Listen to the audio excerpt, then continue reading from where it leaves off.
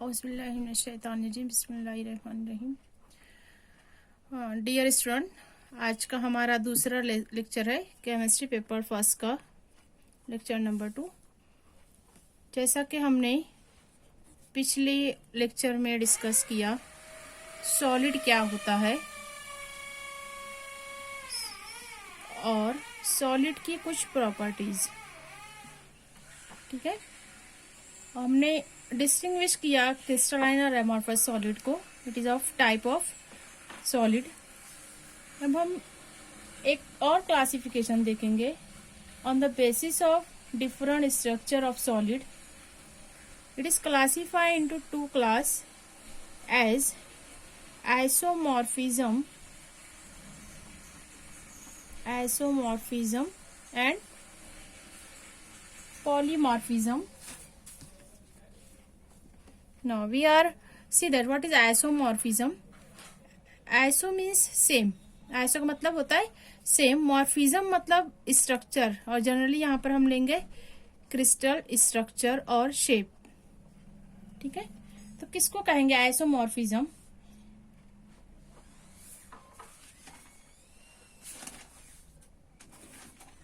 No, it is a two or more substances. Definition: two or more substances having the same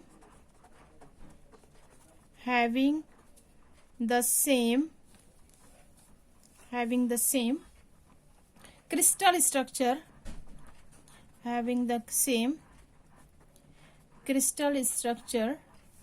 are said to be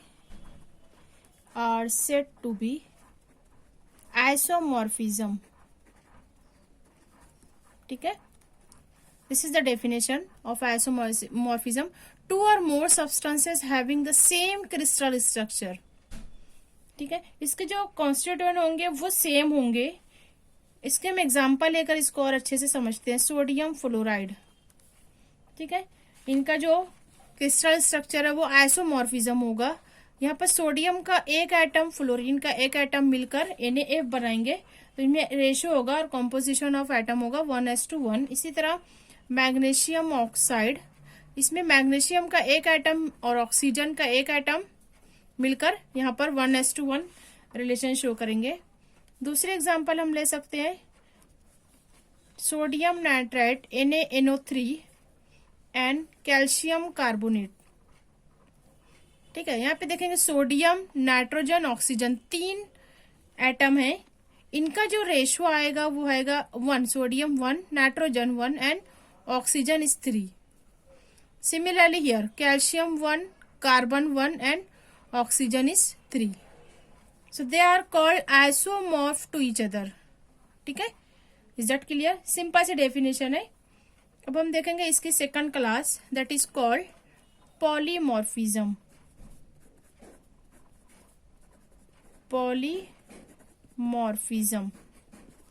का मतलब होता है many.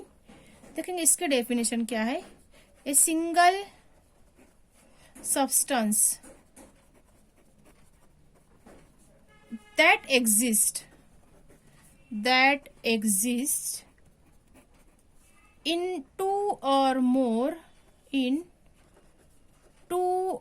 more form और crystalline structure. Form को हम कहेंगे यहाँ पर क्रिस्टलाइन स्ट्रक्चर, ठीक है। Is said to be polymorphism, ठीक है। यहाँ पर एक ही सब्सटेंस होगा, उसके अलग अलग फॉर्म्स होंगे, क्रिस्टल स्ट्रक्चर होंगे, उसको कहा जाएगा पॉलीमॉर्फिज्म। इसकी बेस्ट एग्जांपल है सिलिका, SiO2, इसे सिलिका और क्वार्ट्ज भी कहते हैं, जिसको हम रेत कहते हैं, ठीक है। इसके तीन आइसोमॉर्फ आते हैं, that is called polymorph. One is called alpha quartz, beta quartz and third one is क्रिस्टोबलाइट, ठीक है।